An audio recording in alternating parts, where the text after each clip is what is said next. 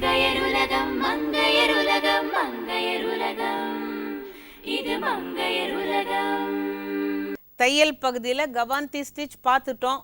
இன்னைக்கு முர்கி ஸ்டிச் பாருங்க. வணக்கம். இன்றைக்கும் கசூதி எம்ப்ராய்டரியில் முர்கி ஸ்டிச் எப்படி தைக்கிறதுன்னு பார்க்கலாம். முர்கி ஸ்டிச் தைப்பதற்கு தேவையான பொருட்கள் துணி, ஃப்ரேம், ஊசி, நூல், சிசர்ஸ், டிசைன். இந்த டிசைனை நீங்கள் வரைஞ்சி எடுத்துக்கோங்க. அதுக்கப்புறம் நம்ம தைக்க ஆரம்பிக்கலாம். துணியில் ஃப்ரேமை ஃபிக்ஸ் பண்ணிக்கோங்க. இது மேட்டி க்ளாத். அதோட 7ஆம் நம்பர் ஊசியில் நூல் கோத்து வச்சுக்கோங்க.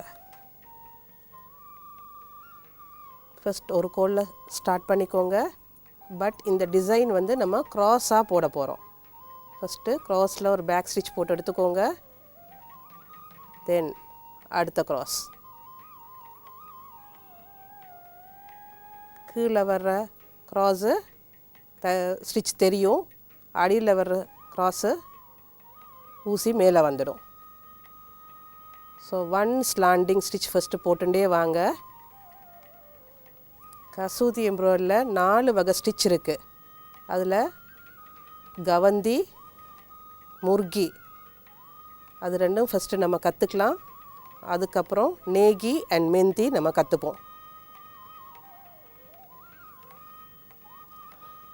4 ஸ்டிச்சையுமே நம்ம வச்சு டிசைன் நிறைய பண்ணிக்கலாம். 5000 டிசைனுக்கு மேலே பண்ணிக்கலாம். பட் பேசிக் டிசைனை நீங்கள் கற்றுண்டிங்கன்னா எந்த டிசைன் வேணாலும் ஈஸியாக இருக்கும். ஸோ 1 சைட் ஸ்லாண்டிங் ஸ்டிச் நம்ம போட்டுட்டே வர்றோம். அடுத்த பக்கத்துலேயும் அந்த ஸ்லாண்டிங் ஸ்டிச் வந்துட்டே இருக்கும், பேக் சைடும். திருப்பி பார்த்திங்கன்னா பேக்லேயும் அதே மாதிரி வரும். இப்போது எப்படி நம்ம போனோமோ அதே வழில திரும்பி வரணும். ரூட்டு மாற்றாமல் சேம் வேலை நம்ம வரணும்.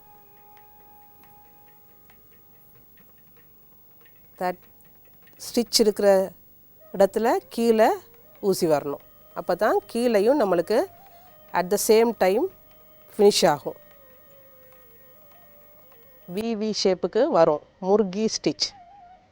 இது எல்லாமே பேசிக் ஸ்டிச்சஸ். இந்த பேசிக் ஸ்டிச்சஸ் கற்றுனீங்கன்னா தான் உங்களுக்கு அடுத்த டிசைன் போகிறதுக்கு ஈஸியாக இருக்கும். பேசிக் ஸ்டிச்சஸை நீங்கள் வந்து கேன்வாஸ் க்ளாத்தில் போட்டுக்கலாம், மேட்டி க்ளாத்தில் போட்டுக்கலாம், பெரிய ஹோல் உள்ளதாக இருந்தால் கரூர் மேட்டி க்ளாத்தில் போட்டுக்கலாம். அதில் கற்றுன்றதுக்கு அப்புறம் தான் நீங்கள் அடுத்த டிசைன் எல்லாம் பண்ணலாம். இப்போ இதில் போயிட்டு திரும்பவும் பேக் ஸ்டிச் போட்டு ஃபினிஷ் பண்ணிக்கலாம்.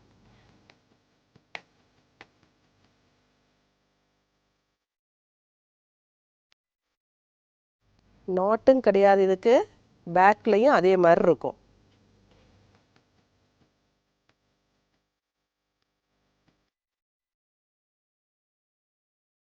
இதே போல் சிங்கிள் லைனை நீங்கள் போட்டுக்கலாம், டபுள் லைன் போட்டுக்கலாம், இல்லை உங்களுக்கு எவ்வளோ வேணுமோ அது கூட போட்டுக்கலாம்.